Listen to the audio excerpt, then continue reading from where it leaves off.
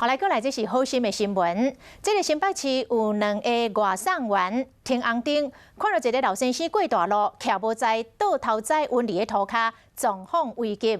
因为真紧就要变车灯路，就惊有人无发现会弄起哩。外送员马上把机车停伫路边，冲过用马身来动车，帮忙把老先生扶起来。 外送人员接到订单，开始去送食的，停青红灯，煞看到大路线，一个穿假的老阿伯想要过大路，煞雄雄倒伫咧路边。外送人员随冲过去倒三工，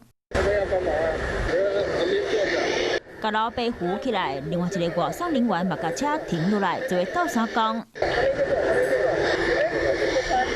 小数真侪好心的民众过来，就算老阿伯讲住伫咧附近，不过大家嘛是真烦恼。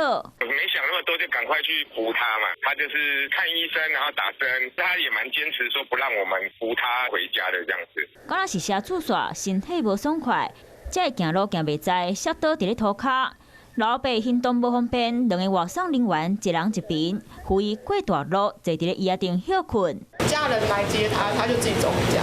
警察建议第一时间除了爱注意老大人的空喙，嘛爱注意后壁敢有车来，避免第2摆伤害。